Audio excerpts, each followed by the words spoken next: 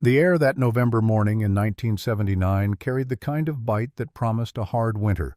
Standing in Wendell Cooper's farmyard felt like attending a funeral where the corpse was still breathing. 60 years of Cooper's sweat had soaked into this Iowa soil, and now the auctioneer's rhythmic chant was picking it apart piece by piece. The crowd shifted in the cold boots grinding against frozen mud breath hanging in pale clouds that dissipated into nothing. Wendell stood by the porch of the house where he'd been born, his face gray and cracked as the concrete silo behind him. His wife had retreated inside hours ago, unable or unwilling to watch the dismantling of their life's work. Some folks came out of respect hats held low gazes fixed downward. Others arrived as vultures, eyes gleaming at the prospect of good deals born from another man's ruin. The mathematics of tragedy had always attracted a certain type. Leland Hartwell's truck sat at the far edge of the gravel lot, a 1968 Ford F-25, with rust freckling the wheel wells and one headlight held in place with baling wire. He'd parked away from the main cluster of vehicles, not out of shame, but habit. At 42, Lee had learned that staying on the periphery kept a man out of conversations he didn't want to have. His farm sat 5 miles down the road, smaller than Wendell's operation but entirely his. Every square inch paid for with cash earned by his father's hands and then his own. The deed sat in a fireproof box in his bedroom closet. No bank's name anywhere on it. He wasn't here to buy. The equipment Wendell was losing represented the kind of investment Lee had spent his entire adult life avoiding. He came to bear witness to ensure Wendell's neighbors didn't abandon him in his darkest hour. The least a man deserved was company when his world ended. The auctioneer, a man named Pinter, who'd worked every farm sale in 3 counties for the past 20 years, moved through the household goods with practiced efficiency. His voice carried like gravel rattling in a coffee can, numbers climbing and falling in that peculiar sing-song rhythm that turned human possessions into livestock at a county fair. The real show waited in the muddy field where the equipment stood lined up like condemned prisoners. That's where the money was. That's where the future of this land would be decided. Clayton Donovan stood near the front of the crowd, 10 years younger than Lee, all ambition wrapped in polished belt buckles and a new insulated vest over a crisp plaid shirt.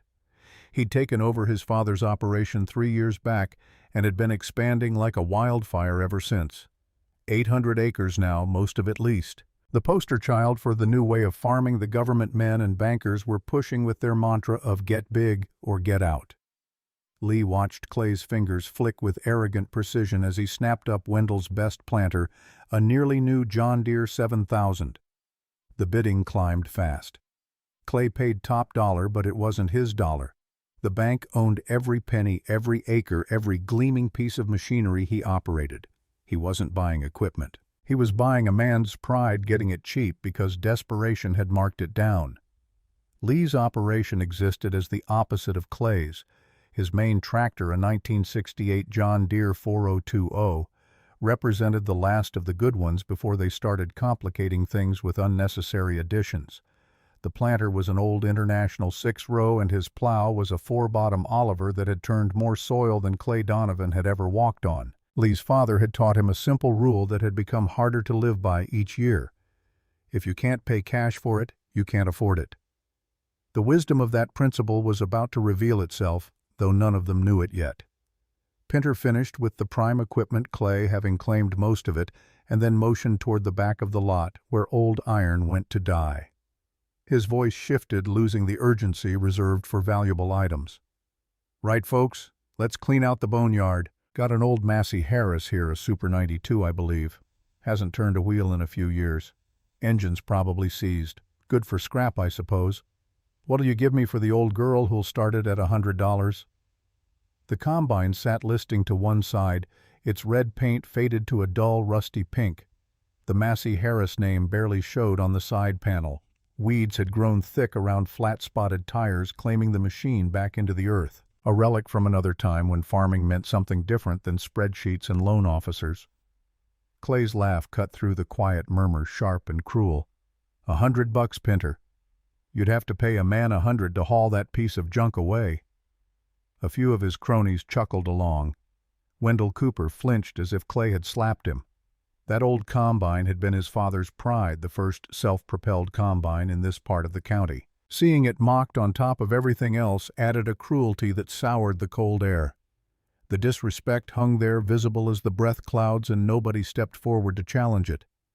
Pinter tried again, his voice losing confidence. 50 then. Come on, boys. The tires are worth that much. Silence answered him. Nobody wanted the responsibility of an ancient machine. Too old, too small, too much work for too little return. The crowd's attention had already shifted to the next lot, ready to move past this embarrassment. But Lee kept looking at the machine, seeing past the rust and neglect to what it actually was. The body was straight enough beneath the oxidation. No complex hydraulics waited to fail at the worst possible moment. No fancy electronics to go haywire when you needed them most. It had a 6-cylinder Chrysler flathead engine, the kind you could work on with a set of wrenches and common sense. Simple, honest, built in an era when manufacturers expected farmers to repair their own equipment, not haul it back to dealerships for diagnostics. He thought of Wendell and the casual cruelty of Clay's mockery. He thought about the disrespect and the principle of the thing. But he also thought about his own operation, the careful balance he'd maintained. $200 was real money. Money that could go toward spring seed or a payment on the operating note. Rose and he had talked just last week about replacing the kitchen linoleum, the edges curling up after 15 years of wear. She'd been patient, never complaining, but he'd seen the way she looked at that floor every morning. 6 months of careful budgeting had put $200 in the dresser drawer earmarked for that specific purpose. His hand started to rise, then hesitated. Was this sentiment or sense? Was he about to prove Clay right? Throwing good money after a fool's errand? The internal argument played out in seconds. $200 for a machine he didn't need. $200 that could buy things his family actually needed. But then he looked at Wendell again, saw the defeat in his shoulders, and thought about what it meant to stand for something versus just standing by. Sometimes the most practical thing you could do was the impractical thing, because principles had value that didn't show on a ledger. His hand came up fully. 200. The words came out clear and steady, cutting through the low conversations. Every head turned. The silence that followed carried a different quality, now laced with confusion and disbelief. Pinter's eyes widened, his rhythm disrupted. I got 200 from Leland Hartwell. 200. Now we got an auction. Who'll give me 250? Clay. Donovan stared at Lee, his smirk vanishing, replaced by pure disbelief that bordered on offense. Hartwell, what in God's name are you going to do with that anchor? Start a museum? Lee looked back at him without answering, his expression neutral. Let him wonder. Let them all wonder. The silence stretched out, uncomfortable, waiting to be broken. 200 going once. Pinter's rhythm returned mechanical and certain, going twice. He looked at Clay, giving him one last chance to bid against Lee out of spite or principle. Clay just shook his head and scoffed, turning his back to the old combine as if looking at it offended his modern sensibilities. Sold. Pinter's gavel cracked through the cold air, final and binding. For $200 to Leland Hartwell. Lee let out a slow breath, feeling the weight of every eye in that yard pressing against him. They thought he was a fool, a sentimental fool, throwing away good money on another man's scrap. The judgment was palpable, a physical thing you could taste like the metallic cold. Maybe they were right. Time would tell, and time was patient. Wendell caught Lee's eye from across the yard. Tears stood in them, whether from gratitude or grief, Lee couldn't say. Probably both. Lee nodded once, a simple acknowledgement that needed no words attached. The drive home took 20 minutes, but it felt longer. The county road stretched between harvested cornfields, stubble poking through light snow like the bristles of a worn brush. Lee's knuckles were white on the steering wheel. He'd just spent money that wasn't his to spend, not really. That 200 belonged to Rose as much as it did to him, maybe more. She'd been the one looking at that curled linoleum every day, the one making do while he saved every spare dollar for things the farm needed. The farmhouse came into view, a 2-story white clapboard his grandfather had built in 1923. The paint was peeling in places and the porch sagged on one corner, but it was solid. Paid for. His. Rose's car sat in the gravel drive, a 1972 Chevrolet Impala they'd bought used for $800. She'd be in the kitchen now, starting dinner, waiting to hear how the auction went. Waiting to hear about Wendell, about the neighbors, about the community holding together or falling apart. She wouldn't be expecting to hear about $200 gone. Lee killed the engine and sat for a moment in the cab, gathering himself. Through the kitchen window he could see Rose moving around, her auburn hair tied back in a practical bun. 40 years old and still beautiful in a way that had nothing to do with vanity and everything to do with strength. The linoleum under her feet would still be curled at the edges tonight. Tomorrow. The day after that. He climbed out of the truck and headed for the house, boots heavy on the wooden steps. The kitchen smelled like pot roast and potatoes. Rose stood at the stove stirring something in a cast-iron skillet. She turned when he came in, reading his face the way she'd learned to do over 18 years of marriage. How was it? Her voice was soft, cautious. She already knew it had been hard. Farm auctions always were. Bad. Wendell took it like you'd expect. Quiet. Dignified. More than the situation deserved. He hung his coat on the hook by the door, buying time. And did you see anyone we know? Clay Donovan was there. Bought up most of the good equipment. Paid top dollar with the bank's money. Rose turned back to the stove, her shoulders tense. She knew there was more. Women always knew. I bought something. The words came out flat, factual. No point in dressing them up. Rose's hand stilled on the spoon. She didn't turn around. What did you buy? The old Massey Harris combine. The Super 92 that belonged to Wendell's father. How much? $200. The silence that followed felt like a physical presence in the room. Rose set the spoon down carefully, precisely, as if afraid what might happen if she moved too quickly. When she finally turned to face him, her expression was unreadable. $200. It wasn't a question, just a statement, letting the number sit between them like a third person at the table. That's the money we saved for the linoleum. Her voice remained level, controlled, but he could hear the strain underneath. This wasn't anger, not yet. This was something harder to navigate. Disappointment.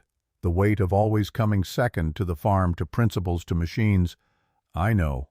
He met her eyes, not flinching from what he saw there. The floor can wait.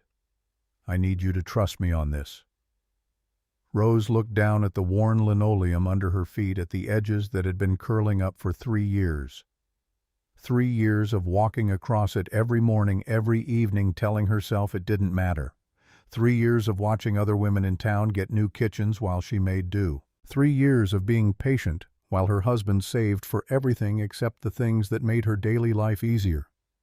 Clay Donovan stood there laughing at it, at Wendell's father's machine, like it was garbage, like 60 years of work didn't mean anything.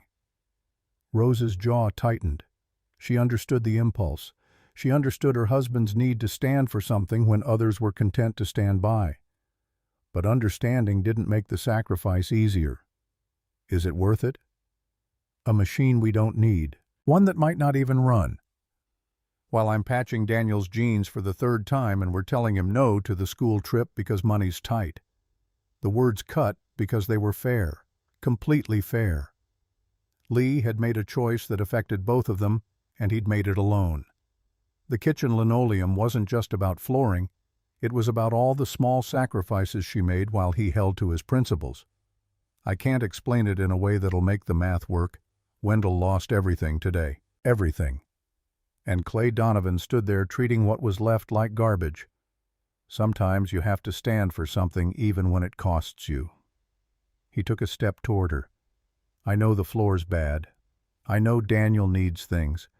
But if I'd let that machine go to scrap without trying to save it, I'd have felt like I was letting go of something bigger. A way of thinking that kept your father and mine from losing their farms when times got hard. Rose looked down at their joined hands when he reached for hers. Farmer's hands, calloused and worn. Her own hands were smaller but equally work-hardened from years of gardens and canning and making things stretch. You better make that machine run, Leland Hartwell, because if you spent our floor money on a pile of rust that just sits there, I swear I'll never let you forget it. There was the hint of a smile at the corner of her mouth now. resignation mixed with the kind of loyalty that had kept them together through lean years and hard choices. "I'll make it run. I promise you that." That winter the Massey became Lee's obsession in the best possible way. After morning chores and feeding cattle, he'd head out to the machine shed. It wasn't fancy, just a dirt floor, a potbelly stove in the corner for heat, and a single string of bare bulbs hanging from the rafters. But it contained everything a man needed: tools, space, and privacy to work. His father's old workbench stood against one wall, its surface scarred with the marks of 100 different projects spanning decades. The smell of grease welding flux and old oil hung thick in the air, familiar as home cooking. It was the smell of independence, of self-sufficiency, of not owing anyone anything. Getting the Massey home had been the first battle. The tires were shot rotted through and flatter than campaign promises. Lee paid Pinter his $200 in cash, a roll of worn 10s and 20s from his wallet that represented 6 months of careful budgeting. Then he shook Wendell's hand, feeling the tremor in the old man's grip. "Thanks, Lee." Wendell's voice came out rough, broken. "My dad loved that old machine. Glad it ain't going to the scrapyard." "It's not going there, Wendell." The promise hung between them, simple and direct. Lee would figure out how to keep it later. The afternoon disappeared into logistics and stubborn physics. He drove home, hooked up the old flatbed trailer to his F-25. Grabbed a come-along heavy chains and 4 spare wheels and tires he kept for grain wagons. They weren't the right size, but they were round and held air. Sometimes close enough was good enough. 2 hours of grunting, swearing, and leveraging with a 6-foot steel bar broke the rusted lug nuts loose. Each one fought him, corroded into place by years of neglect and weather. The spare tires went on crooked and wrong, but they supported weight and would roll. That's all he needed. Getting 4 tons of dead weight onto the trailer required patience and physics. He hooked the come-along to the front axle and a big oak tree, then started ratcheting. Inch by painful inch the Massey climbed the ramps. The steel cable groaned under tension. The trailer squatted on its springs and Lee's shoulders burned with the effort. But finally, with one last pull that took everything he had, the Super 92 settled onto the flatbed. Clay Donovan's brand-new Chevy Silverado two-tone paint gleaming slowed as it passed while Lee was strapping down his purchase. Clay rolled down the electric window, looked at Lee and the rusted combine, and just shook his head with that same pitying smirk. Didn't say a word. Didn't have to. The judgment in that look spoke volumes about what he thought of Lee's decision and Lee's future. Rose stood in the driveway when Lee pulled in, arms crossed, expression unreadable. She'd heard about the auction by now. News traveled fast in small communities, especially news that involved someone making a spectacle of themselves. He started with the engine, the heart of any machine. The Chrysler Flathead had earned its legend through simplicity and reliability, but this one had been sitting for at least 5 years, exposed to the elements and time's patient destruction. Lee pulled the plugs, finding them fouled with carbon and corrosion. Then he tried turning it over with a breaker bar on the crankshaft pulley, putting his full weight into the effort. Nothing. Seized solid, just as Pinter had guessed. For some men that would have been the end proof that the skeptics were right. For Lee it was just the beginning, the first real problem to solve. He spent a week carefully dripping a mixture of automatic transmission fluid and acetone down into the spark plug holes. Poor man's penetrating oil, but it worked if you gave it time. Every day he'd put the breaker bar on the crankshaft and give it a gentle, steady pull. Nothing. No give, no movement, just stubborn resistance. On the 7th day, he felt it. A tiny shift, microscopic but real. The metal had finally started to yield. He worked the bar back and forth slowly, patiently, feeling the incremental progress. Hours passed, marked only by the movement of shadows across the dirt floor and the creak of resistant steel. Then the crankshaft made a full rotation, glorious and complete. It was alive, seized but not destroyed. The difference mattered. Daniel started showing up after school, drawn by curiosity and the chance to learn something his friends didn't know. At 16, he was caught between childhood and whatever came next, tall and gangly with his mother's auburn hair and his father's quiet intensity. "What are you doing, Dad?" "Freeing up the pistons." Engine sat too long. Metal oxidized, stuck together. Lee didn't look up from his work hands black with oil and patience. Why not just buy a new one like Mr. Donovan does?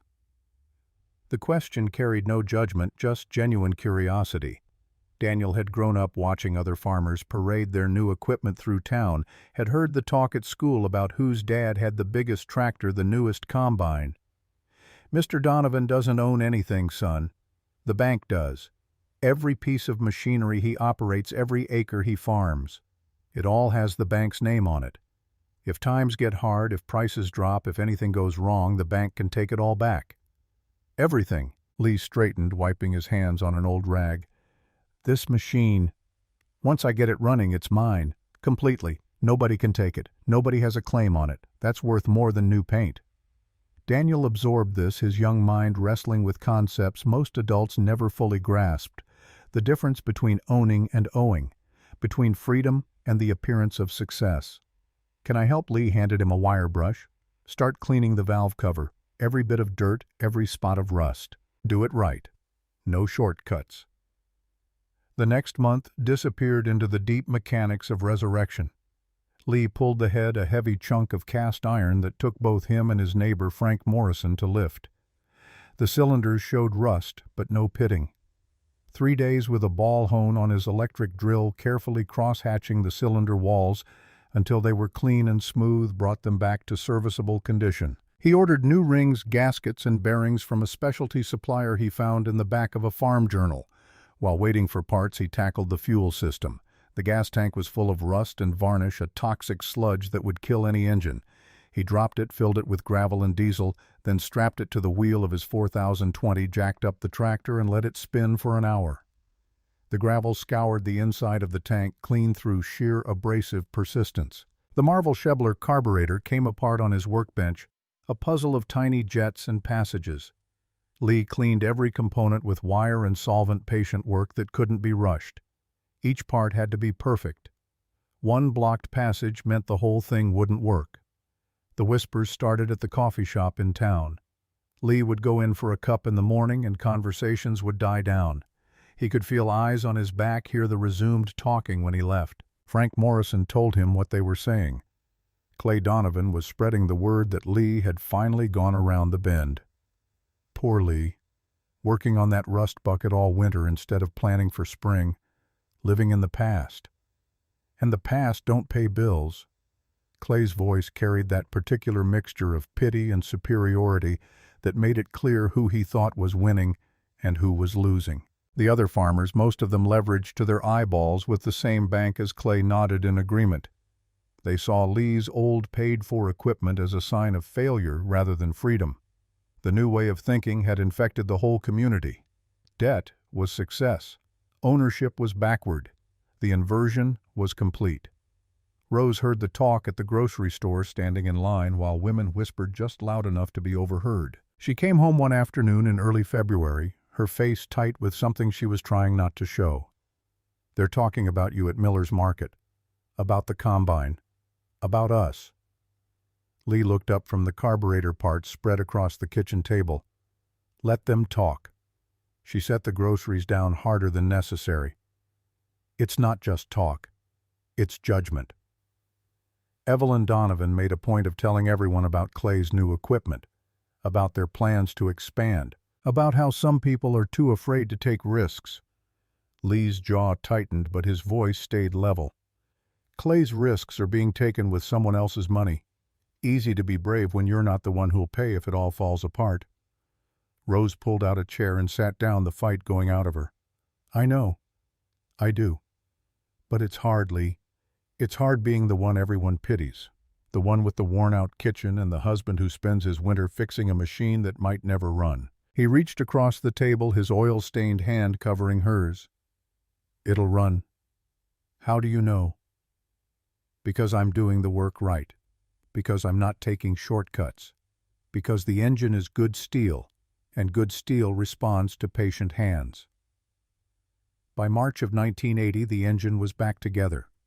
New rings seated in clean cylinders, fresh bearings supporting the crankshaft, new gaskets sealing everything tight. Lee filled the radiator with fresh coolant, installed a new 6-volt battery, and primed the carburetor with fuel. The day he decided to start it arrived cold and gray, the sky a uniform sheet of clouds that promised nothing. Lee had told no one his plans. If it didn't work, he didn't want witnesses to his failure. If it did work, there'd be time enough for others to know. He climbed into the cracked operator's seat, the vinyl cold even through his jeans. 4 months of work came down to this moment. 4 months of doubt and determination, of community judgment and personal faith. The instant before his finger touched the starter button stretched into something eternal. Everything he believed about patience and craft and doing things right balanced on what happened next. He hit the starter. The starter motor groaned, turning the engine over slowly, sluggishly. The sound echoed in the quiet shed like a question being asked. Chug, chug, chug. It sounded tired, ancient, reluctant to wake after so many years of sleep. Lee pulled the choke out a little further, giving it more fuel. Chug, chug. A puff of black smoke coughed from the exhaust pipe, visible in the cold air, a sign of life, of combustion attempting to happen. Chug, pop. A backfire echoed across the yard, sharp and unexpected. Then a miracle. The engine caught, a rough sputtering rumble, at first uneven and uncertain, but it smoothed out, finding its rhythm, settling into a low, steady thrum. The sound of that Chrysler Flathead running after years of silence was the sweetest music Lee had ever heard. Better than any radio song, more satisfying than any compliment. He sat there for 10 full minutes just listening. Oil pressure climbing, temperature stabilizing. All those hours, all that doubt, all the whispered judgments fell away. The machine lived. Rose heard it from inside the house. The unexpected rumble of an engine she hadn't heard in years. She dropped the dish she was washing and ran outside, her hands still dripping. Lee sat in the operator's seat, grinning like a boy with his first bicycle. When he saw her standing in the doorway of the shed, he throttled back the engine and climbed down. "You did it." Her voice carried wonder and relief in equal measure. "I told you I would." She walked over to him, looked at the running machine, then back at her husband. The crack in their foundation that had opened when he spent the floor money began to heal. Not because the machine running solved anything practical, but because she saw what it meant. Proof that his judgment, his stubbornness, his refusal to do things the easy way wasn't foolishness. It was faith. By late April, word had spread. Clay Donovan stood in the feed store when Lee came in for seed corn, and the conversation shifted the way it always did when opposing worldviews occupied the same space. "Heard you got that old Massey running?" Clay's tone suggested he'd also heard it was a waste of time, but politeness required acknowledgement. "Runs smooth. Purrs like it did in 1952. Lee didn't elaborate. Let Clay draw his own conclusions. "Well, that's real nice. Real nice. But you know, Lee, that machine's what 30 years old. Technology's moved on. Efficiency's moved on. You could finance a new one. Banks are offering great terms. 5% down. 10-year notes." Clay leaned against the counter, warming to his sermon. "That's how you grow an operation. That's how you compete. Can't win by standing still." Lee picked up his seed corn invoice, scanned the numbers. "Depends on what you mean by winning." He met Clay's eyes, his expression neutral. "My equipment might be old, but it's paid for. Every acre I farm is mine. When I go to sleep at night, I'm not worried about making payments. I'm thinking about what needs doing tomorrow. That's a kind of winning most people don't understand until they've lost it." Clay's face flushed, but before he could respond, Lee was already walking toward the door. Some arguments weren't worth having. Some people had to learn through experience what others knew through wisdom passed down. Outside, the spring sun was warm on the fields. Corn would be planted soon. Another season of work and worry and hoping the weather cooperated. But whatever came, Lee would face it without a banker's name on his deed. The old Massey sat in the machine shed, engine maintained, ready for work. Proof that patient hands and good steel could outlast mockery and judgment. The rust wasn't just on the iron. It was in their way of thinking, their assumptions about value and progress and what mattered. And Lee was about to polish it all away, though he didn't know yet exactly how. Spring of 1981 arrived with false promises. The ground thawed, the snow melted into black Iowa soil, and farmers across 3 counties prepared for another season of betting everything they owned against forces they couldn't control. Lee started planting the first week of May, later than Clay Donovan, but earlier than most. The International 6-row planter hummed across the field behind his 4020, dropping kernels in precise rows. Daniel rode shotgun in the cab, watching the markers slice through dirt, learning the patience required to keep straight lines over uneven ground. On the 3rd day, a sound like a gunshot cracked across the field. The planter lurched sideways. Lee killed the tractor and climbed down, already knowing what he'd find. The cast-iron bearing housing on one of the planter units had split clean through metal, fatigued beyond service after 30 years of spring after spring. He stood there looking at the broken piece, calculating. 2 perfect planting days already invested. Soil moisture ideal. Weather window closing. This was the kind of moment that separated successful seasons from disasters that compounded into years of struggle. The parts department at Morrison John Deere occupied a long building behind the showroom shelves, stacked floor to ceiling with components for machines that kept the county running. The young clerk behind the counter took Lee's broken housing, turned it over in his hands, and disappeared into the back room. 5 minutes passed. 10. When the clerk returned, his expression carried bad news before his mouth opened. "Sorry, Mr. Hartwell. This part was discontinued in 1978. We could try to locate one at another dealer, but that could take weeks. Maybe never. Your best option is upgrading to a newer planter. We've got some great financing programs right now. 5% down and the payments are real reasonable." The clerk slid a glossy brochure across the counter, all smiles and helpful efficiency. Clay Donovan stood at the other end of the counter, picking up hydraulic filters. He'd overheard the entire exchange. That familiar pitying look crossed his face, the same expression you'd give a horse with a broken leg. Might be time to join the 20th century Lee. Can't farm with museum pieces forever. Lee picked up the broken housing without responding. The weight of it in his hands represented more than failed metal. It represented the choice everyone wanted him to make. Borrow, upgrade, modernize. Join the parade of debt-financed expansion that everyone assured him was the only path forward. He drove home with the broken part on the seat beside him, anger simmering beneath the surface. Not anger at the parts man or even Clay, but at a system designed to make older equipment obsolete, forcing farmers into endless upgrade cycles and debt. The machine shed became his universe for the next 48 hours. He cleaned the broken housing thoroughly, V-grooved the crack with a grinder until the metal showed bright and true, then preheated the whole piece with his torch until it glowed dull red in the dim light. Frank Morrison showed up the second evening with a box of high nickel content welding rods. "Heard you were in a fix. These might help. Got them from a railroad man down in Des Moines. They use them on locomotive frames.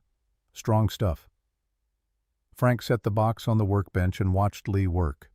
No commentary, no judgment. Just the quiet solidarity of men who understood that sometimes you fixed what broke rather than replacing it, not because it was cheaper, but because dependency on systems you didn't control was its own kind of poverty.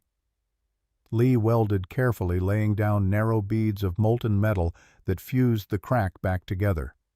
Between each pass, he peened the weld with a hammer to relieve stress, an old trick his father had shown him. The rhythmic clang of steel on steel echoed in the shed like a blacksmith's forge. When he finished, the repair was stronger than the original casting.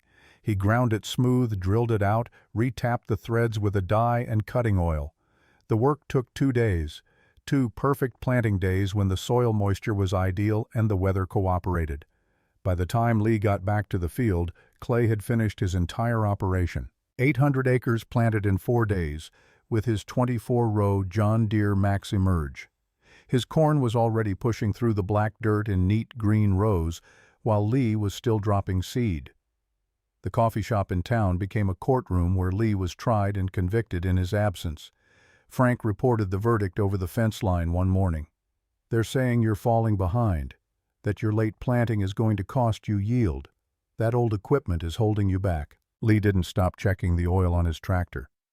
They might be right, or they might not. Season's got a long way to run yet. But the judgment settled over him like dust. Every trip to town, every interaction with other farmers carried the unspoken assessment. Poor Lee Hartwell, too stubborn to change. Going to learn the hard way that you can't compete with outdated methods. The bank in town was a limestone building that had stood on Main Street since 1889, built to last by men who understood that permanence mattered. Lee stopped there in late September of 1980 to make his annual operating loan payment, a small note he took out each spring for seed and fertilizer, then paid off after harvest. Mr. Henderson, the bank president, was on the phone when Lee walked past his open office door. The older man's face was red, his voice tight with agitation Lee had never heard before. "I don't care what the boys in Chicago say. You can't do that to people. The prime rate just hit what? 20%. 20. How in God's name is anyone supposed to make a payment on that?" Lee stopped. The number penetrated his awareness like a gunshot. 20%. The figure seemed impossible, absurd, a mistake in communication. But Henderson's voice carried genuine distress, the sound of a man watching disaster unfold and being powerless to prevent it. Interest rates had been climbing for months, yes. Everyone knew that. But this represented something different entirely. This was a noose tightening around every farmer who'd followed the advice to expand and borrow to leverage today's land values for tomorrow's growth. Lee finished his business with the teller and walked out onto the sidewalk. The autumn air carried a crispness that promised winter. In his hand he held a stamped receipt for his operating loan paid in full. $3,000 borrowed in spring, $3,200 paid back in fall. The interest stung, but it was manageable because the principal was small. For the first time in his adult life he stood completely free from the bank's grasp. No operating loan, no equipment notes, no land mortgages. The farm was his clear and complete. Clay Donovan's new Silverado sat parked right in front of the bank chrome, gleaming in the afternoon sun. He was probably inside right now, signing papers for next year's operating loan, borrowing against land he hadn't paid for yet, digging his hole just a little bit deeper. A cold wind blew down the street, rattling dry leaves on the pavement with a sound like shuffling papers. Lee knew deep in his bones where truth lived before thought that the harvest he'd just finished wasn't the end of a season. It was the end of an era. For men like Clay Donovan, men who'd built empires on credit and confidence, the real storm was just about to begin. Winter passed into spring of 1981 with the grinding inevitability of seasons that didn't care about human plans. The prime rate stayed elevated, 20%, then 19%, then back to 20%. The number bounced around like a cruel joke, never dropping low enough to provide relief. Lee heard the worry in voices at the feed store. Farmers doing mathematics in their heads during sleepless nights, calculating and recalculating scenarios that all led to the same dark conclusion. A man farming 800 acres on borrowed money, paying 20% interest on $500,000 of debt, needed everything to go right. Perfect weather, good yields, strong prices. No equipment failures, no family emergencies, no margin for error. The spring of 1981 brought none of those mercies. April arrived dry. May followed drier. By June the sun burned as a merciless white disk in a hazy sky. The rains that should have soaked the earth never materialized. Instead, a hot wind blew out of the southwest, carrying dust and a sense of unease that settled over the county like fine grit. Lee's corn emerged strong at first, the seeds he'd planted late finding good moisture in soil that still held reserves from snowmelt. But by mid-June, even his fields showed stress. The leaves rolled up tight during the heat of day, a desperate botanical prayer for moisture that didn't come. Clay Donovan's answer to the drought arrived on 6 flatbed trucks, a center pivot irrigation system for the old Hemlock place he'd acquired the previous year. The equipment alone cost $80,000, Lee heard, all financed naturally. The installation took a week. A crew of specialists from Nebraska setting the massive structure on wheels, connecting it to a deep well that tapped the aquifer 200 feet down. The system ran day and night after that. Lee could hear the diesel engine from his own porch on still evenings, a deep thrum that never stopped. The fuel bill alone must have been staggering, but Clay was trying to force a crop out of the dry ground through sheer financial will and technological power. Lee walked his own fields in the early mornings before the heat became unbearable, checking the corn plant by plant.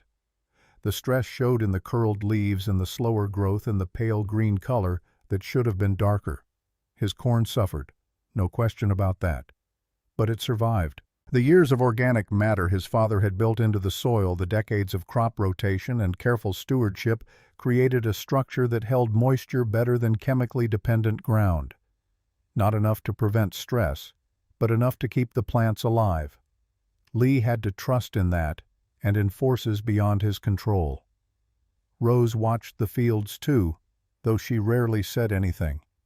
The garden behind the house struggled despite her daily watering from the well. Tomatoes that should have been heavy on the vine grew slowly. Beans produced, but sparsely. The land itself seemed to be holding its breath, waiting for rain that refused to come. At church on Sunday mornings, the conversations before and after services centered on the weather with an intensity that bordered on obsession. Farmers compared notes on soil moisture, on crop conditions, on forecasts that kept promising relief that never arrived. Evelyn Donovan held court among the women, her voice carrying across the fellowship hall with practiced ease. Clay's just beside himself with worry, but thank goodness he had the foresight to invest in irrigation. "Our fields are the greenest in the county. You should see them. Just beautiful." She said it loud enough for everyone to hear, including Rose, who stood near the coffee urn in a dress she'd worn for the past 5 years. The other women nodded and murmured appropriate responses, their eyes sliding toward Rose with a mixture of pity and something else. Relief maybe that they weren't the ones being implicitly compared and found wanting. Rose poured her coffee with steady hands, added cream from the pitcher, stirred slowly. She could feel the weight of those glances, the unspoken judgments. Lee's fields were brown and stressed. Clay's fields were green and thriving. The evidence seemed clear about whose approach was working. She drove home in silence, Lee beside her in the truck, both of them lost in thoughts they didn't share. The road passed Clay's irrigated fields, the corn tall and lush, impossibly green against the brown landscape. A monument to what money could buy, what debt could achieve.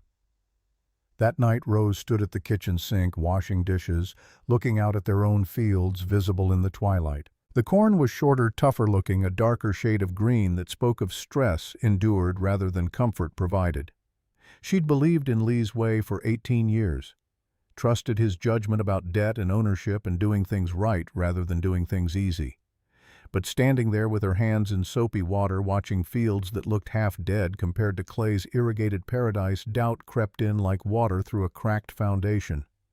Maybe everyone else was right. Maybe Lee's principles were just stubbornness dressed up as wisdom. Maybe the world had moved on and left them behind. She didn't say any of this out loud. Some doubts were too dangerous to voice because speaking them gave them power.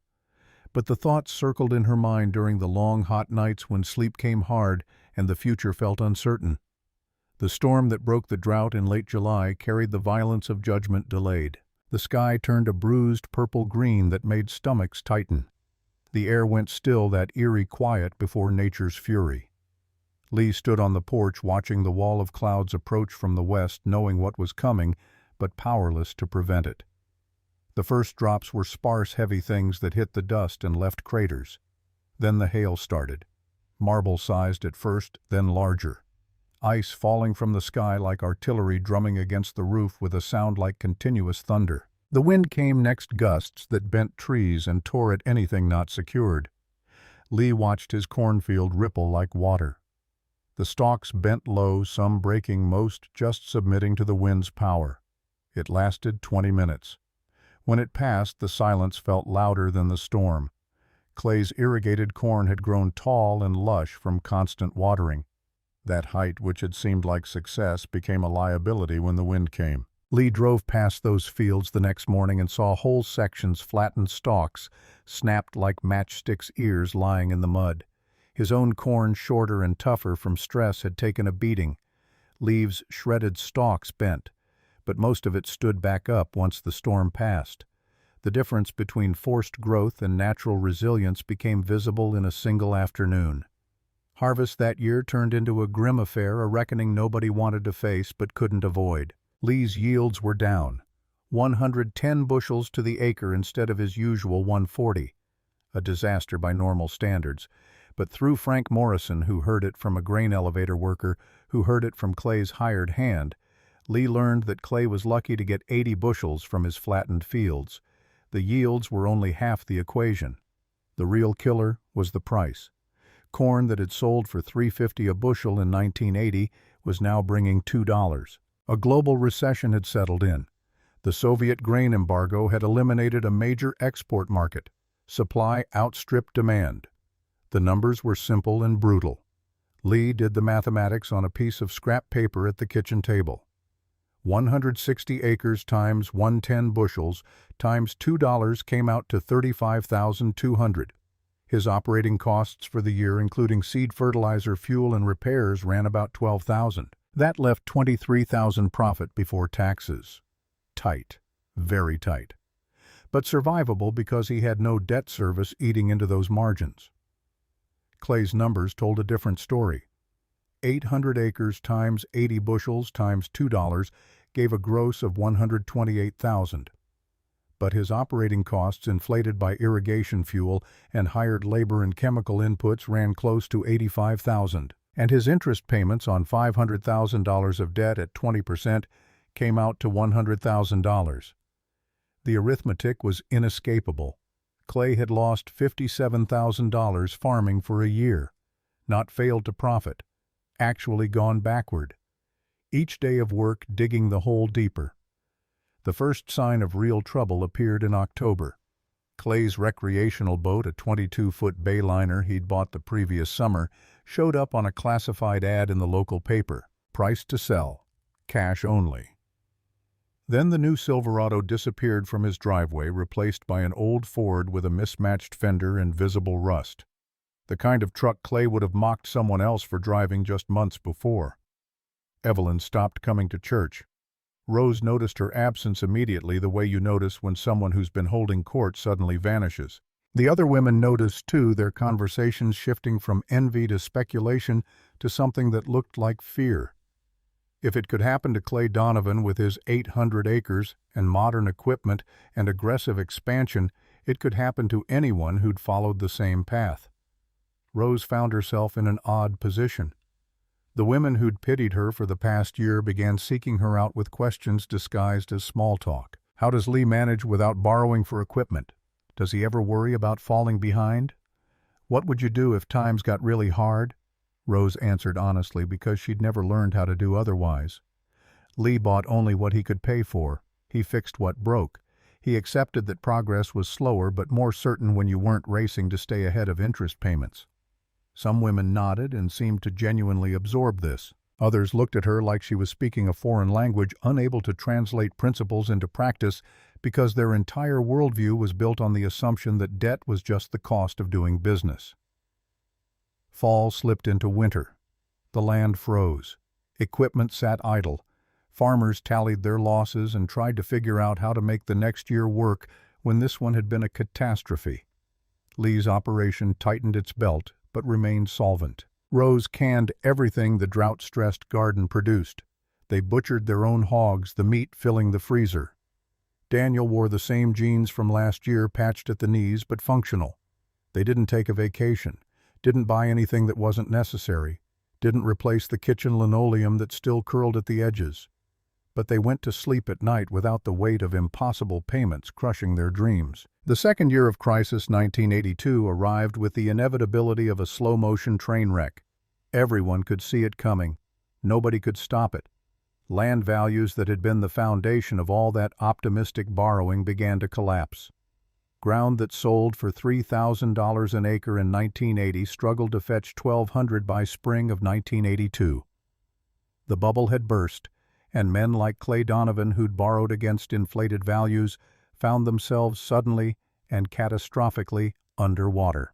Clay owed $500,000 on land, now worth $300,000. The mathematics trapped him. There was no way out through conventional means. He couldn't sell his way to solvency. He couldn't farm his way to profitability with interest eating everything he produced. The first auction in the county that spring was the Henderson Place 240 acres that had been in their family since the land run. Lee didn't go. He couldn't bear to watch another man's life dismantled piece by piece.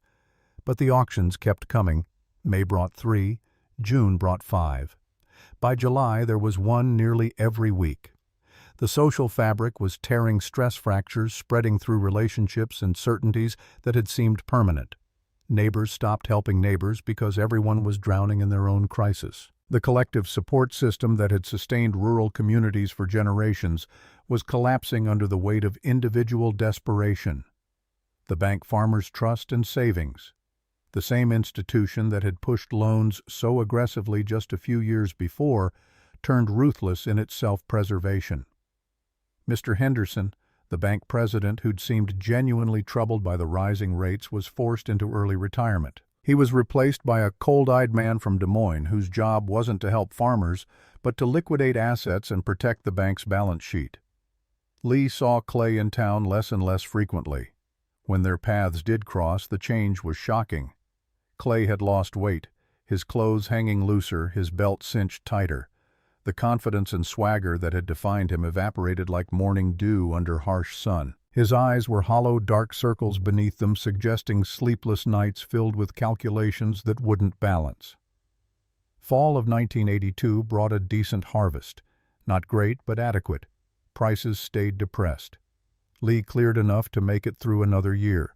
His profit margin was thin, but it existed. Clay planted a late crop of soybeans that year, 40 acres on ground he technically still owned but knew he was about to lose. A last desperate act of a man who didn't know how to do anything except farm. The combine failure happened in mid-October, right in the heart of harvest. Lee heard about it from Frank Morrison, who'd heard it from the mechanic at the John Deere dealership. Clay's International 148, that magnificent piece of modern technology he'd been so proud to acquire, sat dead in the middle of his soybean field.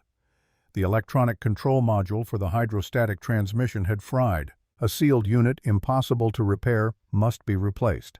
And International Harvester was on strike back in Illinois, parts back-ordered indefinitely. Could be 2 weeks. Could be a month. Nobody knew. Lee drove past Clay's place on the way home from town. The big red combine sat motionless in the field like a beached whale, useless despite being nearly new. 50% of Clay's beans still unharvested, and the forecast called for rain. The irony was sharp enough to cut. The latest and greatest technology, the machine that was supposed to make farming more efficient, had created a vulnerability that old equipment didn't have. If Lee's ancient Massey broke down, he could tear into it with basic tools and fix it himself. Might take a few days, but he could do it.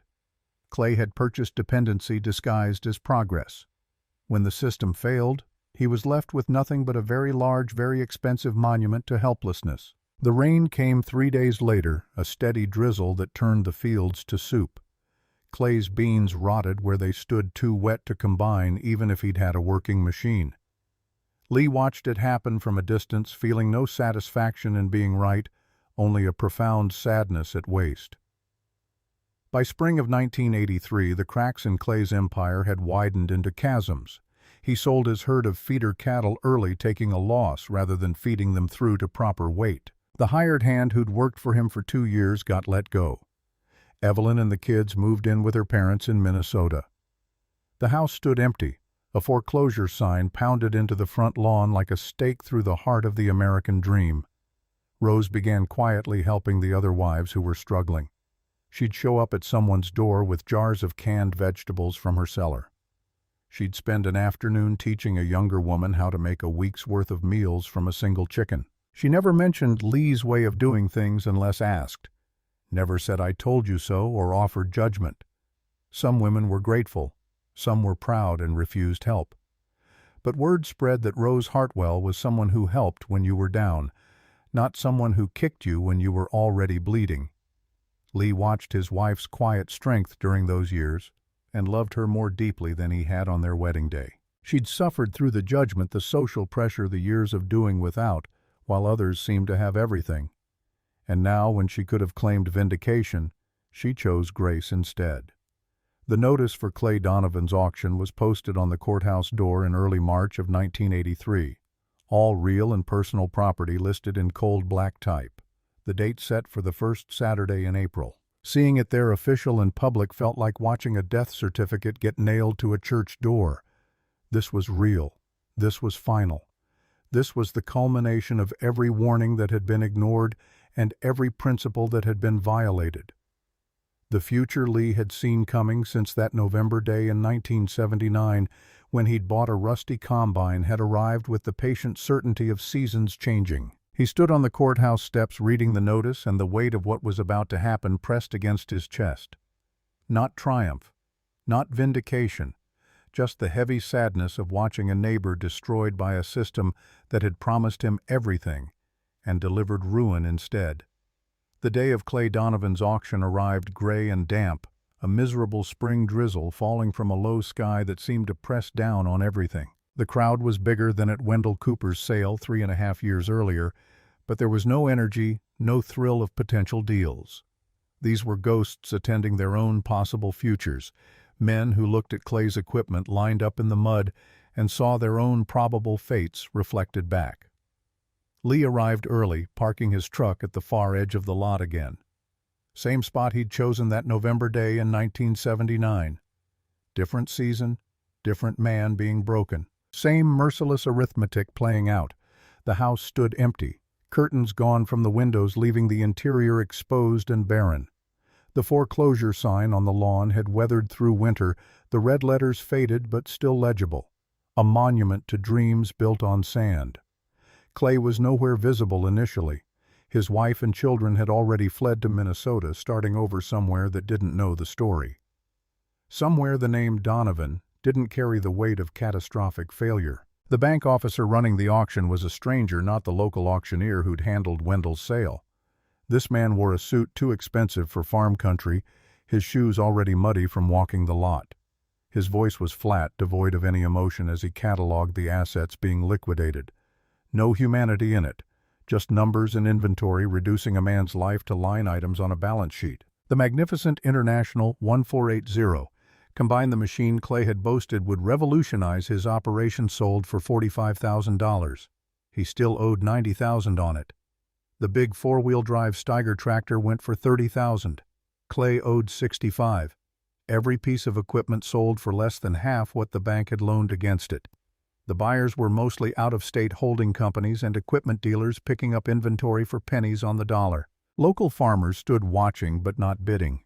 They didn't have the cash, and the banks wouldn't lend them the money to buy assets from failed operations. The message was clear. The local community was being carved up by outside interests who saw opportunity in catastrophe. Lee stood at the back collar turned up against the rain watching the dismantling of a man's empire. An empire built on the shaky foundation of debt and pride and the belief that expansion was the same thing as success. The rain fell steadily, turning the ground to mud, soaking through jackets and running down necks. Nobody left. The crowd stood there in collective witness, as if leaving would somehow make them complicit or cowardly. As the auctioneer moved on to smaller tools and household items that nobody really wanted, Lee saw a figure huddled under the awning of the machine shed trying to stay dry. It was Clay. He looked like a stranger inhabiting a familiar face. Gaunt, red-rimmed eyes, wearing an old, thin jacket that wasn't adequate for the damp cold. He shivered, and it might have been from temperature or from something deeper. All the arrogance was gone, burned away by failure and public humiliation. What remained was just a broken man watching the last pieces of his life get sold to strangers who didn't care about his story. Lee walked over through the mud and rain. Clay didn't look up at first, just stared at the ground where puddles were forming. When Lee got close enough that his presence was unavoidable. Clay finally raised his head. Seeing it was Lee, his face crumpled. He didn't speak, couldn't speak. Just stood there shaking as cold April rain dripped off the brim of his cap. All the rivalry, all the mockery, all the years of Clay looking down on Lee and his old equipment washed away in that moment like topsoil in a flood. Lee didn't see an antagonist or a competitor. He saw a neighbor in genuine pain, a human being who'd made mistakes and was now paying a price that seemed disproportionate to the crime. "I'm sorry, Clay." It was all Lee could think to say, and it seemed inadequate for the magnitude of what was happening. A single tear cut a clean path through the grime on Clay's cheek standing out against the rain-wet dirt. "You tried to warn me, Lee." Clay's voice came out as a whisper, broken and raw. "You told me what I have is mine. I thought you were a fool." He let out a dry, ragged sob that seemed to come from somewhere deep and long denied. "I was the fool. I was the goddamn fool." The bankman's voice droned on in the background, selling off a lifetime of accumulated work piece by muddy piece. Lee stood there with Clay in the cold, a silent presence that couldn't fix anything, but could at least acknowledge the reality of his suffering. The week after the auction, the last of Clay's land was scheduled to be sold at the courthouse steps. It was a formality. The bank would bid what was owed, take possession, and eventually sell it to whoever had cash. No local farmer had the resources or the credit to buy it. Lee spent that week thinking. The old homestead, 80 acres that had been in the Donovan family for 3 generations, was about to become corporate property. Clay would have nothing left, not even the ground his father had walked. The night before the sale, a massive thunderstorm rolled across the county. Rain came down in sheets, drumming against the roof with such force that conversation became difficult. Lee lay in bed listening to it, Rose beside him breathing the slow rhythm of sleep. But sleep wouldn't come for him.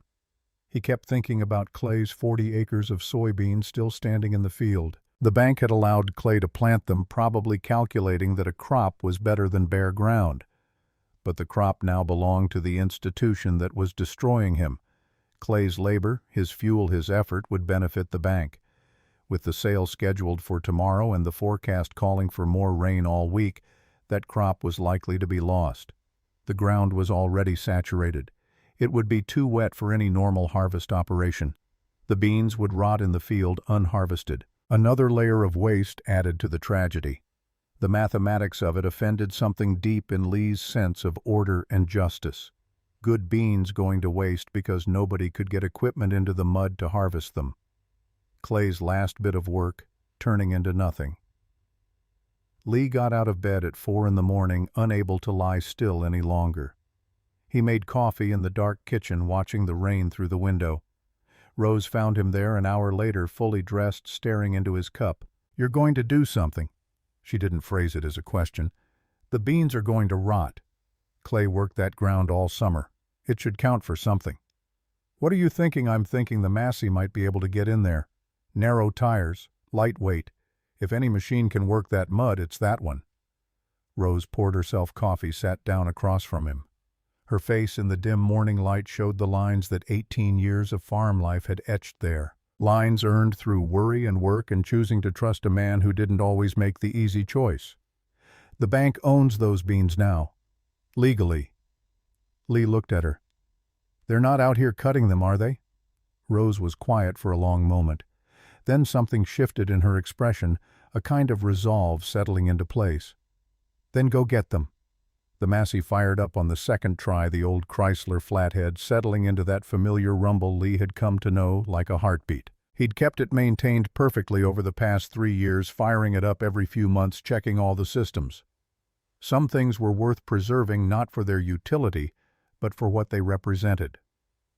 The drive to Clay's field took 30 minutes, the combine moving slowly but steadily. The narrow tires cut through the slop where modern wide flotation tires would have spun and sunk. The design that everyone had considered obsolete proved its worth under these specific conditions. The field was a mess. Standing water in the low spots. The soil saturated to the point where walking across it left boot prints 6 inches deep. Lee engaged the header, throttled up the engine, and eased the machine forward into the beans. It lurched and slipped the drive wheels, searching for traction in the saturated soil. But it moved. The old machine doing the only thing it knew how to do, the purpose it had been designed for half a century ago. He'd been at it for about an hour when a vehicle pulled up on the road. Through the rain-streaked windshield of the Massey's open cab, Lee could see Clay's old Ford with the mismatched fender. Clay got out and stood there on the roadside, just watching, his posture holding disbelief, as if he was witnessing something that couldn't possibly be real. After several minutes of watching the combine work, Clay started walking toward Lee through the mud. Each step pulled at his boots, the ground trying to hold him. When he reached the machine, Lee stopped and shut it down. The sudden quiet filled only by the sound of wind and the distant call of crows. Clay stood at the bottom of the ladder, looking up, his face a mixture of emotions too complex to parse individually. "What are you doing, Lee?" The question came out hoarse, as if his throat was tight with something he couldn't express. "Looks like I'm harvesting soybeans. Figured they ought not go to waste. A man's work should count for something, even if the bank gets the profit." Clay stared at the old red combine, the machine he had mocked and laughed at. The museum piece, the piece of junk. And now it was the only machine in the entire county that could move in this mud, the only one that could save even a remnant of his labor from total waste. The irony was so sharp it could cut. The bank owns these now, legally. It's their crop. Lee looked out at this gray sky that promised more rain. "Well, they're not out here cutting it, are they? Get on. You can run the grain cart." For the first time in months, Lee saw a flicker of something other than defeat in Clay's eyes. Not the old arrogance, but something quieter and more valuable. The farmer in him, the part that understood the fundamental importance of bringing a crop home regardless of who profited from it. Clay climbed the ladder slowly, joints stiff from stress and lost weight, and stood on the platform next to Lee. Lee fired up the engine again, and they went back to work. Daniel arrived about an hour later, driving the 4020 with a grain wagon hooked behind. He was 18 now, tall and lean, and he'd heard the combine running from their place and figured out what was happening. He didn't ask questions, just fell into the rhythm of the work. Positioning the wagon to receive grain, hauling it back to Lee's bins, when it was full, returning for another load. They worked all day, the three of them, in a silence that held more communication than words could convey. The ground was treacherous. Twice they nearly got stuck, the wagon wheels sinking deep into soft spots. But the old Massey kept pulling its narrow tires, finding purchase where modern equipment would have failed completely. The soybeans were good quality despite everything. The beans firm and clean. 40 acres wasn't a fortune, but it represented weeks of work and hope and effort. Seeing it get safely into the bin felt like rescuing something valuable from a burning building. By dusk they had finished, the last wagon emptied, and the equipment shut down. They stood in Lee's yard as darkness gathered. Clay looked at the bins, holding his soybeans, his expression unreadable. "Thank you." The words came out barely above a whisper, weighted with more than gratitude, with recognition of something larger than harvest, with the understanding that mercy existed even when you didn't deserve it. Lee nodded once. No speech necessary. Some things were better left to silence. The next morning Lee went to the courthouse early before the scheduled sale. The steps were wet from overnight rain, the stone dark and slick. A small crowd had gathered, mostly professionals representing corporate interests and investment groups. The man from the bank was there with a lawyer in a suit too expensive for this town, presumably representing the insurance company that wanted the whole package. When the bidding opened, Lee stepped forward before anyone else could speak. "I'll bid $100,000 cash for the original 80-acre Donovan homestead. The parcel with the house and barns. Immediate closing." His voice carried clearly across the courthouse steps. The announcement landed like a stone in still water, ripples of surprise spreading through the small crowd. The banker and the lawyer exchanged looks, a rapid, silent communication of people whose plans had just been disrupted. $100,000 was far below what was owed on the property, but it was real cash for a discrete piece of land. The bank could bid higher to protect their position, but then they'd own land they'd have to maintain and eventually sell. Or they could take the cash now, reduce their loss, and focus on the larger parcels that corporate buyers wanted. They huddled together, whispering urgently. The lawyer looked angry, his calculation of fees and commissions evaporating. The banker looked tired, worn down by months of liquidating farms and facing community anger. After several minutes of discussion, the banker nodded to the auctioneer. "Going once." His voice was flat, defeated. "Going twice." He looked around to see if anyone would bid against Lee out of spite or opportunity. "Going 3 times. Sold to Leland Hartwell for $100,000 cash." The gavel came down. Lee owned what had been Clay Donovan's birthright. The transaction was cold and legal money exchanging hands, papers being signed, but it represented something larger than real estate transfer. It was possibility, a chance for redemption and rebuilding that the system hadn't provided but individual action could. Lee found Clay at a cheap motel in the next town, over the kind of place where desperate people marked time between one bad situation and the next. The room smelled like cigarettes and defeat, the walls thin enough to hear neighbors arguing. Clay answered the door in wrinkled clothes, unshaven, looking like he'd been sleeping poorly or not at all. Lee explained what he'd done. Bought the homestead, 80 acres, the house, the barns, the land Clay's grandfather had cleared, the ground that held 3 generations of Donovan's sweat. Clay sat on the edge of the cheap motel bed, trying to process information his mind couldn't quite accept. "You bought my land, not a question. Just trying to make the words make sense. I bought it so you could have it back." Lee pulled a chair from the small table, sat facing Clay.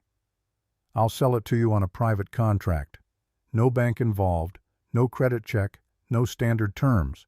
Whatever you can afford to pay whenever you can pay it. Paid directly to me. It'll be yours again. The land your family worked for generations. Nobody can take it away as long as you make some effort at payment." Clay's face went through several expressions in rapid succession. Disbelief, hope, confusion. Then he broke down completely. The tears came harder than they had at the auction, mixed with sounds that were part laughter, part disbelief, part relief so profound it hurt to witness. "I can't accept this, Lee." His voice came out choked, barely intelligible through the crying. "Yes, you can. And you will. Because refusing would be pride, and pride is what got you here in the first place. This is a second chance, Clay. How many people get those?" Clay looked up, eyes red and swollen face streaked with tears, all pretense of dignity abandoned. "Why, just tell me why you'd do this."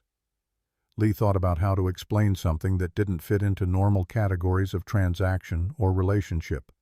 How to put into words a philosophy of living that his father had taught him and his father before that. Because burning bridges is easy. Building them takes actual courage. Because the community I want to live in is one where people help each other when they're down, not kick them when they're already bleeding. Because I can afford to, and that makes it my responsibility. The answer was longer than he'd intended, more philosophical than practical. But it was true. Every word of it was true. Clay nodded slowly, trying to process salvation when he'd been braced for destruction. "What if I can't pay you back? What if I fail again? Then we'll figure it out when it happens. But I don't think you will.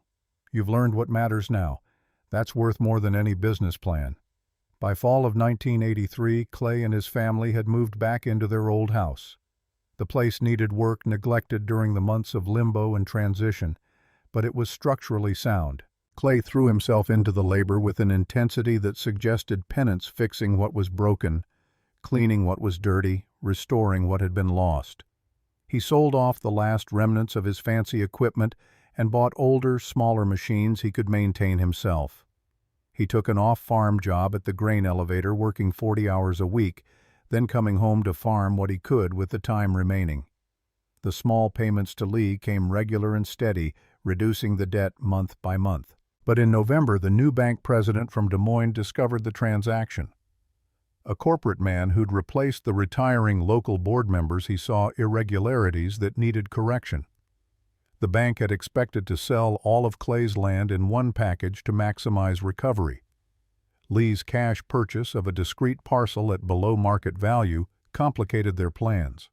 The letter arrived at Lee's farm on a Tuesday, delivered by certified mail, legal letterhead. The bank's attorney claiming fraud and collusion, alleging that Lee and Clay had conspired to cheat the bank out of rightful proceeds, demanding Lee return the land within 30 days or face a lawsuit to void the sale. Lee read the letter twice, his jaw tightening with each pass. Rose stood at the stove, her back to him, but he could see the tension in her shoulders. They'd done everything right, bid at a public auction, paid cash, followed every rule, and now the bank wanted to punish them for helping a neighbor. "What are you going to do?" Rose's voice was quiet, controlled. She'd been through enough over the years to know panic didn't solve problems. But he could hear the worry underneath. "I'm going to fight it." Lee set the letter down on the kitchen table. "I'm going to hire a lawyer and fight it. Because if we don't, every farmer in this county will know that helping your neighbor is fraud in the bank's eyes." The legal bills ate into their savings. $2,000 to a lawyer in Des Moines who specialized in agricultural law. Depositions, filings, motions, the machinery of justice grinding slowly and expensively. The bank's position was simple. Lee had paid $100,000 for land they claimed was worth $200,000 in the current market. He'd then agreed to sell it back to Clay on non-market terms with no interest. This constituted a conspiracy to defraud the bank of its rightful recovery. Lee's defense was equally straightforward. He'd bid at a public auction. The bank could have bid higher but chose not to. What he did with the property after purchase was his business. Private contracts between willing parties were legal. Helping a neighbor wasn't fraud.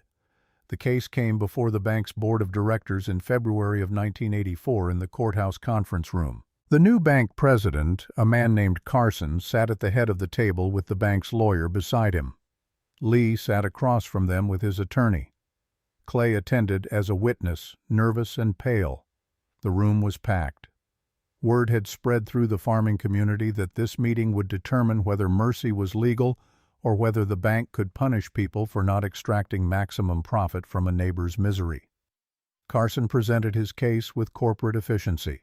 Charts showing land values, transaction comparisons, expert testimony about market prices. The numbers all pointed to Lee paying too little, which Carson framed as evidence of fraud. Then Lee's lawyer stood and asked a simple question. "Mr. Carson, at the auction, did the bank bid against Mr. Hartwell's offer of $100,000? Carson shifted in his seat. "We chose not to escalate the bidding because—" "So the bank had the opportunity to bid higher and declined. Yes or no?" "Yes." "And this was a public auction properly advertised with multiple potential bidders present?" "Yes." "So Mr. Hartwell's bid was the highest offer made at a legitimate public auction, which he won fairly. Is that correct?" "Technically, but the subsequent arrangement with Mr. Donovan. What Mr. Hartwell does with his own property after legally purchasing it is his concern, not the bank's." "Correct." Carson's face reddened. "When there's evidence of collusion to defraud?" The lawyer turned to the board members, local farmers and businessmen who'd known Lee and Clay their entire lives. "The bank wants to punish Mr. Hartwell for helping a neighbor. They want to establish that if you buy property at auction and then show mercy to someone who's lost everything, that constitutes fraud. Is that the precedent this board wants to set?" One of the older board members, a cattle rancher named Hutchins, cleared his throat. "Tom, I've known Lee Hartwell since he was knee-high to a grasshopper. His father before him. Never known either of them to be dishonest in any dealing. This whole thing smells like a city lawyer trying to squeeze blood from a stone." Another board member nodded. "We're supposed to be a community bank, supposed to serve the farmers, not punish them for being decent to each other." The vote came quickly, 5-2 to drop the lawsuit. Carson was furious, overruled by local directors who still remembered what banking was supposed to mean in small towns. Lee walked out of the courthouse into cold February air, feeling lighter than he had in months. Clay was waiting by his truck. "You didn't have to do that, fight for me like that." Lee looked at the younger man, seeing someone different than the arrogant kid who'd mocked him 4 years ago. "Yes, I did. Because if I'd let them win, it would have meant they were right. That helping people is fraud. That mercy is illegal. I couldn't live with that." That Sunday, Rose noticed a shift at church. The women who'd pitied her, who'd whispered about Lee's outdated methods and stubborn pride, now looked at her differently. Not pity. Something closer to respect. One of them, a woman named Patricia, whose husband had lost his farm the previous year, approached Rose after services. What Lee did for Clay. Standing up to the bank like that? We all heard about it. Patricia's voice was quiet but steady. "My husband, he's too proud to ask for help. But watching what Lee did, how he fought for what was right, it's changed how Tom thinks about things, about people." "Thank you." Rose didn't know what to say to that. She'd spent so many years being the one looked down on, the one judged for not having enough for making do, while others expanded. Having someone thank her for her husband's principles felt foreign. That spring, Evelyn Donovan returned from Minnesota. Rose saw her at the grocery store pushing a cart with careful deliberation, her eyes not meeting anyone else's. The woman who'd held court just 2 years ago now moved through town like a ghost, trying to be invisible. Rose could have walked past, could have ignored Evelyn the way Evelyn had once made a point of ignoring her. But that wasn't who Rose was. That wasn't who she wanted to be. Evelyn. Rose's voice was gentle, not loud enough to attract attention, but clear enough to be heard. Evelyn turned her face, going pale, bracing for judgment or mockery. But Rose just smiled. "Would you like to come over for coffee sometime?" This week maybe Evelyn's eyes filled with tears. "I don't deserve your kindness. None of us deserve the kindness we're given. But that's what makes it kindness instead of payment." They met on Thursday afternoon, sitting at Rose's kitchen table with the linoleum still curled at the edges. Evelyn looked around at the worn surfaces, the old appliances, and something in her expression shifted. "I envied you." The words came out quiet, almost ashamed. "The whole time I was showing off my new kitchen and my Florida trips, I envied you. You had peace. I could see it even when I didn't want to. You weren't scared. I was terrified every single day that it was all going to collapse. And it did." Rose poured more coffee, let the silence sit for a moment. "We all make choices with the information we have. You're rebuilding now. That takes more courage than expanding ever did." In June of 1985, Rose stood in her kitchen looking at the linoleum she'd been promised 4 years ago. Lee had the money now. More than enough. The farm was doing well. Daniel was starting college in the fall, paid for in cash. They could afford to replace this floor 10 times over. But standing there looking at those curled edges, Rose realized she didn't want to change it. This floor had become something more valuable than convenience.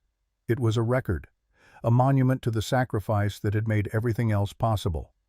That $200 Lee spent on a rusted combine instead of new linoleum had set a chain of events in motion that saved Clay's life and taught their son what real values looked like. The worn floor was part of that story. Replacing it would be like erasing the evidence of what mattered. Lee found her standing there staring at the ground. "I can call the contractor next week. Have them start whenever you want." Rose looked up at him. This man who'd asked her to trust him with their floor money and then proved that trust wasn't misplaced. "No. Leave it. It's perfect the way it is." Lee understood without needing explanation. Some things were worth more when they carried their history visible. The scratches and worn spots told a story that new things couldn't. A story about choosing principles over appearance. About sacrifice that led to mercy. About standing for something when everyone else thought you were wrong. 8 years later, in the autumn of 1993, Lee stood in his machine shed polishing chrome on the old Massey Harris. The combine hadn't harvested a field in over a decade. Daniel ran the farm now with modern equipment, though he'd absorbed his father's lessons about debt and ownership. But Lee kept the Massey maintained perfectly, firing it up every few months, checking all the systems. His grandson found him there, a 10-year-old boy, tall for his age, with his grandmother's auburn hair and his grandfather's quiet intensity. "Grandpa, why do you keep this old thing? It's so ancient compared to Dad's combine." The question carried no judgment, just genuine curiosity. Lee stopped polishing and looked at the boy, seeing the opportunity to pass on something important. "This machine is more than just equipment. It represents an idea, a way of thinking about what matters." He gestured for the boy to come closer. "There was a time when everyone thought you had to have the biggest and the newest to be a success. They borrowed fortunes to buy machines so complicated they couldn't even fix them themselves. They weren't owning the iron. The iron owned them through debt and dependence." Lee pointed to the simple engine, the grease fittings lined up in neat rows, the heavy chains and sprockets that transmitted power through mechanical advantage rather than electronic control. "This machine was built to serve the farmer, not the other way around. It taught me that freedom isn't about how much you have. It's about how little you owe." It's about having the skill in your own two hands to keep your life running without depending on systems beyond your control. The boy looked from the combine to his grandfather's face, his young mind trying to understand the weight of what was being said. "Can you teach me how to fix it? When I'm older?" Lee smiled, feeling the satisfaction of knowing the lessons would continue. "Yes. I'll teach you everything I know. Your great-grandfather taught me. I taught your father. And I'll teach you. That's how it works. That's how we stay free." The boy reached out and touched the Massey's faded paint, his small hand resting where Lee's had rested countless times during long days of harvest and repair. The gesture connected him to a chain of knowledge and values that stretched back generations and would continue forward as long as someone carried it. Lee looked out through the open door of the shed across the fields of black dirt that stretched to the horizon, land that had felt the imprint of his father's boots and his own, and would one day feel his grandson's. 3 generations had worked this ground, and the 4th was standing here learning why it mattered. The continuity meant something. The unbroken chain of ownership and stewardship created stability that no amount of expansion could match. This was wealth in its truest form, not measured in dollars or acres or equipment, but in freedom and security and the ability to weather storms. The afternoon light slanted through the shed door, illuminating dust motes in the air and creating shadows that stretched long across the dirt floor. His grandson stood beside him in comfortable silence, both of them looking at the old machine that had proven its worth when everything else failed. And in that moment, standing in the machine shed with 3 generations of knowledge flowing through him toward a future he wouldn't see, but could help shape, Lee felt a deep and abiding peace. The kind that came from knowing you'd done right by the land and the people around you. The kind that money couldn't buy, but that right living could earn. The Massey Harris sat silent, but ready, a monument to principles that had proven their worth when everything else failed. Outside, the world continued its constant change, technologies, advancing methods, evolving, new challenges emerging. But the fundamentals remained constant: good soil, honest work, freedom from crushing debt, and the ability to repair what you owned. These things didn't change because they were rooted in reality deeper than fashion or marketing. The old combine had been mocked and discarded, rescued and restored, and it had ultimately proven its worth when nothing else could do the job. A perfect reminder that substance always outlasted appearance, given enough time and patient hands. As the shadows lengthened and the day drew toward its close, Lee put his arm around his grandson's shoulders. Tomorrow he'd wake before dawn and do it all again. Feed the cattle, check the equipment, plan for the seasons ahead. The work never ended, but that was its own kind of blessing. Purpose and routine and the satisfaction of necessary labor done well. This was what he'd fought for, what he'd preserved through discipline and unpopular choices. This was what he'd pass on to his son and grandson and however many generations followed. The earth beneath his feet, that patient teacher of hard lessons, had shown him what mattered. And standing there in the fading light, with the weight of years and decisions and their consequences settling around him like a familiar coat, he knew he'd learned the lesson well. The linoleum remained curled at the edges in the kitchen where Rose walked every morning. The old Massey remained ready in the shed, and the land remained free of any name but Hartwell on the deed. Some legacies couldn't be measured in balance sheets or valued in market prices.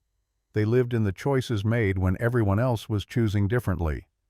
In the bridges built when burning them would have been easier, in the mercy shown when judgment would have felt more satisfying, and in the patient work of teaching the next generation that freedom came not from having the most, but from owing the least.